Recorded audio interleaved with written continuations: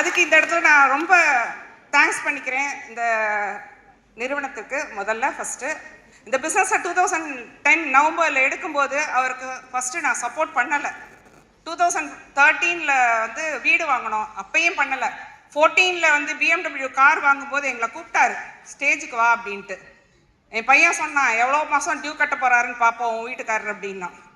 ஆனால் அது வாங்கி அதுக்கு அடுத்தது ஒரு டஸ்டர் வாங்கி நான் டிபார்ட்மெண்ட்டில் இருந்தேன்.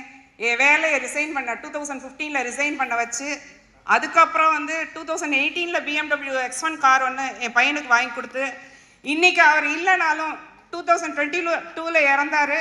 2023 ஃபஸ்ட் இயர் செரிமனிக்கு நான் அவரோட நினைவுக்காக நெக்ஸா ஃப்ரான்ஸ் வாங்கினேன். அதே மாதிரி இந்த வருஷம் 2025 அவரோட ஜூலை 11 அன்னைக்கு ஒரு 70 lakhsக்குள்ள ஒரு ப்ராப்பர்ட்டி ஒன்று வாங்கியிருக்கேன், ஒரு கிரவுண்டு.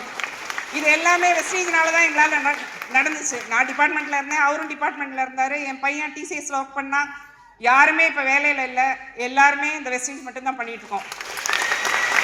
அதே மாதிரி இது ஒரே ஒரு விஷயம் தான் நான் இங்கே சொல்ல விரும்புகிறேன். இந்த ப்ராடக்டை பற்றி எனக்கு அவ்வளோ தூரம் நாலேஜ்லாம் முன்னாடி கிடையாது. 2012 அன்றைக்கி எனக்கு ஒரு பெரிய மேஜர் ஆப்ரேஷன் நடந்துச்சு. அன்றைக்கி என் வீட்டுக்கு அருண்குமார்னு டாக்டர் வந்திருந்தார். அவர் என் ஹஸ்பண்ட்டை ஃபஸ்ட்டு சொன்னது, உங்கள் ஒய்ஃபுக்கு LRG-9 மட்டும் கொடுங்க காலையில் நைட்டும் அப்படின்னாரு.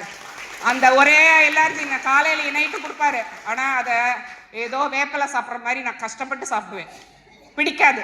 காரணம் என்னென்னா பிஸ்னஸ் வேண்டாம் அப்படின்றது வெறுப்பு.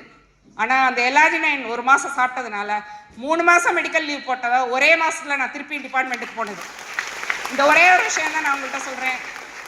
தயவு பண்ணி இந்த இடத்துல யார் பிஸ்னஸ் பண்ணாலும் சரி, ஹஸ்பண்ட் பண்ணாலும் சரி, ஒய்ஃப் பண்ணாலும் சரி, சப்போர்ட் பண்ணுங்க. ஏன்னா இன்றைக்கி இந்த இடத்துல அவர் இல்லைங்கிற விஷயம் நான் ரொம்ப ஃபீல் பண்ணுறேன். ஏன்னா அவர் கூப்பிடுவார், எப்பயுமே கூப்பிடுவார் என்னை, வா வான்னு. நான் வரமாட்டேன், எனக்கு வேலை தான் பெருசு அப்படின்னு. ஆனால் இன்றைக்கி 2015 அவர் UCD ஆறேன், நீ வேலையை விடுன்னு சொன்னார். சரி நீங்கள் ஆகுங்க, நான் விட்டுறேன் அப்படின்னு.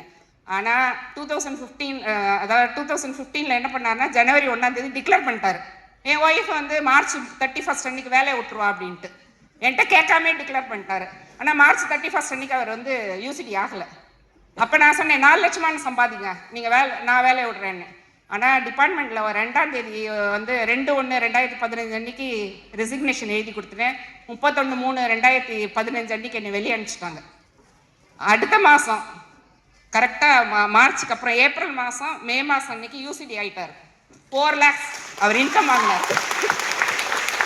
அதே மாதிரி ராஜன் சார் அவரோட பொண்ணு பர்த்டேக்கு கார் வாங்கினார் 2012. அன்றைக்கி அவர் டிக்ளேர் பண்ணார். 2014 என் பையனோட பிறந்த நாளைக்கு கார் வாங்க வேண்டார். 45 lakhs ஒருத்தர் BMW கார் வாங்கினார். என்னென்ன எந்தெந்த டேட்டில் செய்யணும்னு சொல்கிறாரோ அதை கரெக்டாக செய்வார். Thank you, wish you well.